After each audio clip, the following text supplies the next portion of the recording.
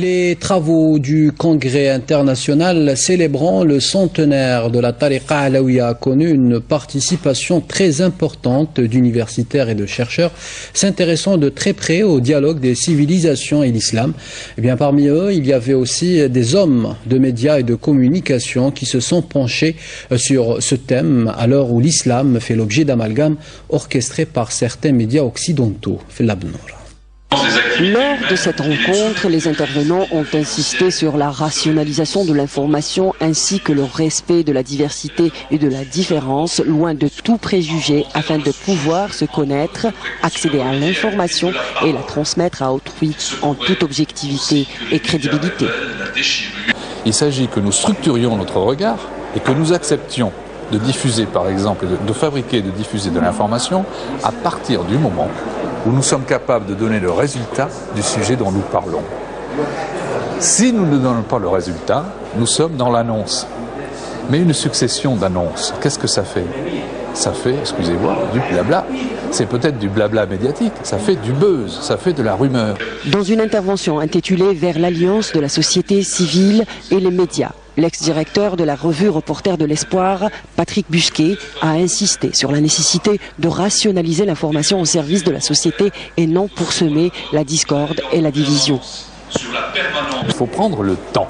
Et quand nous prenons le temps, nous pouvons bâtir des informations nouvelles sur une partie que nous ignorons du monde. C'est pas qu'elle n'existe pas, cette partie. On la voit simplement pas. L'enjeu, la réponse, le résultat, l'acteur sans contact. Qu'est-ce que ça fait?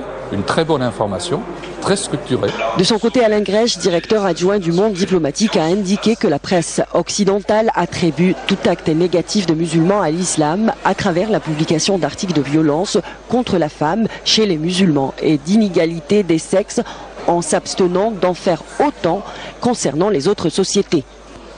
Il circule sur l'islam des choses qui sont complètement fausses et j'ai donné un exemple sur la question du mariage forcé. Il y a un problème de mariage forcé dans des communautés issues de l'immigration, je veux dire, mais c'est un problème secondaire et je veux dire, les chiffres qu'on avance, c'est 70 000 mariages forcés tous les ans, ce qui est absurde et n'a aucune base objective et pourtant c'est répété et répété sans arrêt.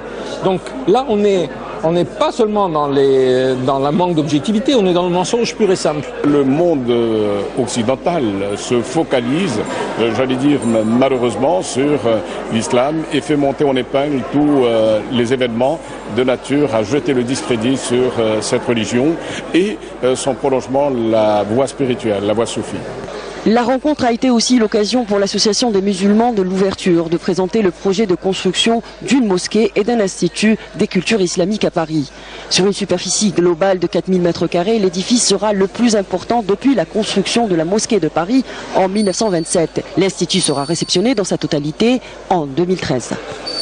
En marge des festivités du centenaire de la Tariqa Alaouia, son guide spirituel, Cheikh Khaled Ben Tounes, a reçu une copie du Coran très originale qui lui a été offert par le représentant de la Tariqa Qadiriya en Indonésie. Les versets du livre saint sont écrits sur une peau de cerf mesurant 3 mètres comme vous allez le voir.